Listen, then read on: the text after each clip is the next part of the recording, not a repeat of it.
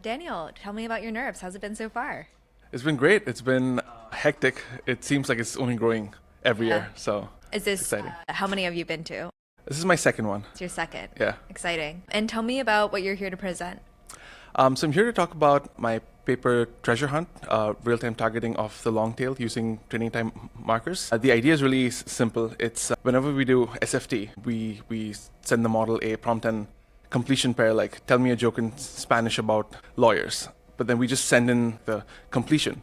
But we never actually tell the model that it's Spanish or it's a law joke or it's humor. We expect the model to kind of learn these things over millions of points. So what our paper says is just add the metadata in, and that's a really neat way to kind of get interpretability as well as kind of control at inference time. Interesting. And so when you're adding in the metadata, are you imagining an LLM also extracting the metadata? Are these human annotators or? Yeah, it's a really good question. I think with annotation, you could use LLMs, but I think there's also like data sets that we kind of know the properties of, but we don't use them. Like we use classification data sets, summarization, but then we never actually tell the model that this is a summarization task. Like we can be a little more explicit, and instead of letting the model implicitly kind of learn these things. Awesome. And tell me about the implications for interpretability that you're interested in. I think a lot of times what happens is we kind of throw a lot of data into the model to kind of get it to learn specific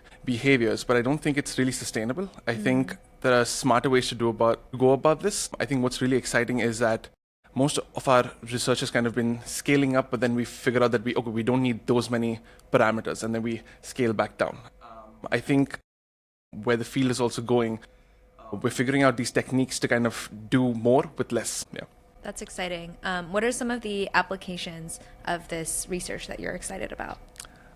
I'm really excited about the modularity of it. I think a lot of times there are, I was just at the model merging tutorial, and I think there are a lot of implications where a lot of people are building models around the world, but then it gets tough to kind of combine them or even understand what's lacking in one and what one can make up in. And I think my research can kind of fill that gap.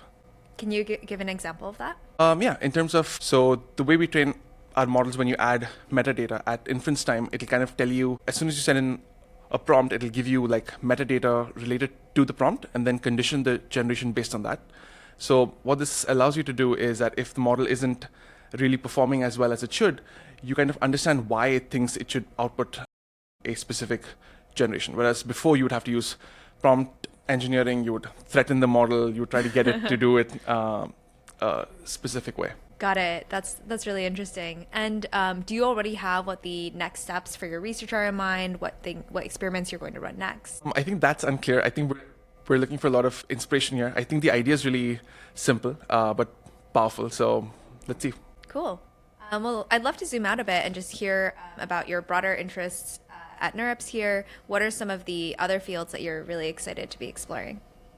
I am really passionate about multilinguality. I think AI should be built for the world and not for just the people who speak English. There's a really popular slide where like 63% of the internet data is like English, but only 5% of them speak it as a first language. I think multilinguality is really important. I think that because a lot of times, a lot of knowledge is kind of locked away. And the only way to kind of unlock it is if you speak another person's language. And I think that's what I'm excited about as well. Yeah, I think there's been an assumption sort of that, if you just train an LLM in English, there'll be these emergent abilities to speak and translate other languages too. What's sort of the limitation of that assumption? I think to kind of unlock that, it takes a lot of scale. And I think we've seen that with like GPT-3 and GPT-4, right? Like you've had to kind of really go big and then you kind of get these emergent behaviors. I don't think we need to only rely on scale. I think there's a lot of interesting ideas with data where multilinguality can be a part of it from the ground up. And paint a picture of what that might look like. I think it's more about a focus and care about building multilingual models. I don't think it's as big a focus in the industry.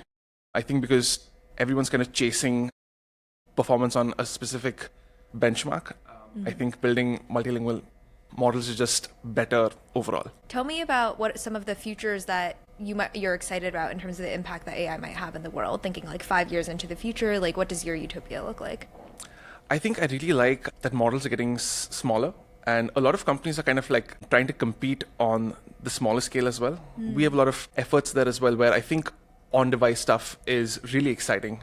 I think it empowers a lot of people in third world countries as well to kind of get this get access to this technology and kind of change the way they work. I specifically like a couple of efforts in India where they're empowering farmers to kind of do more, because like they have the data, but they've always relied on experience. But you have the data, you could actually process it in real time and gain insights. Yeah, I know there's some experiments being run, actually running small models in combination with SMS in third world and developing countries to, where cell data is a lot more limited, and that stuff seems really interesting. For sure, yeah.